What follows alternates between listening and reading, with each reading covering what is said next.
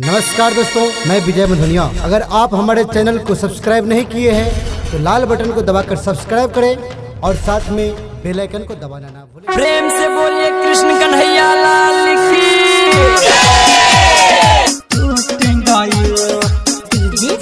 कंचन राज हाजीपुर वैशाली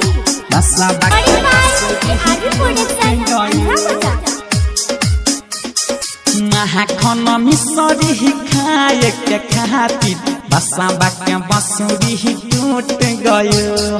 महाखन मिसरी खाए के खातिर बसा बाके बसुरी टूट गयो।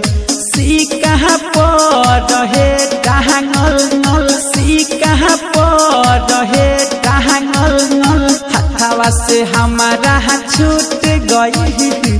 महाखन मिसरी खाए के खातिर बसा बाके बसुरी टूट गयो।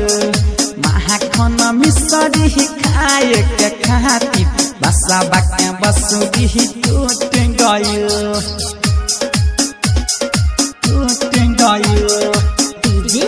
कंचन राज हाजीपुर वैशाली बसा बाके बसुरी टूट गयो। कदम के डाली पर रही बजा बत बैस के हम बसुरी, नदिया किनारे से जालू तू भर के पनिया में रहो जो गगरी, पनिया में रहो जो गगरी।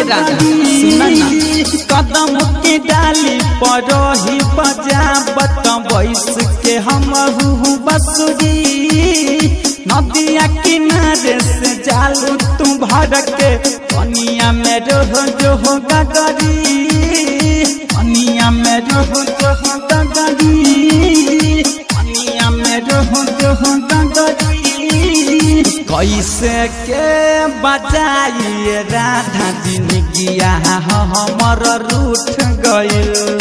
महाखन मिसरी खाए के खातिर बसा बाके बसुरी टूट गयो। सीका पर हे टांगल नल, सीका पर हे टांगल नल, हथवा से हमारा छूट गई। माखन मिसरी खाए के खातिर बसा बाके बसुरी टूट गयो। महाखन मिसरी खाए के खातिर बसा बाके बसुरी टूट गयो।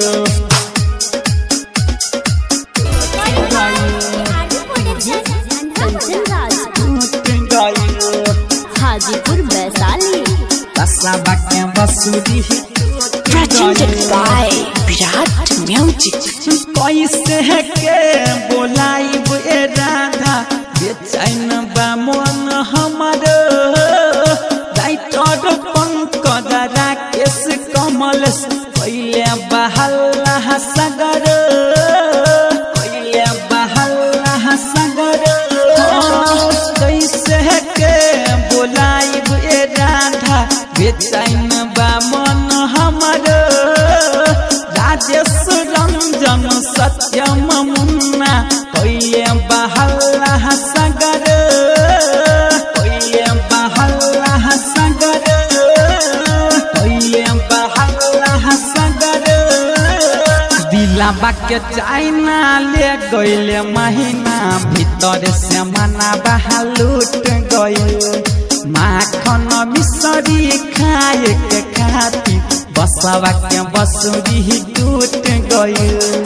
सीका पर हे टांगल नल, सीका पर हे टांगल नल, हथवा से हमारा छूट गई।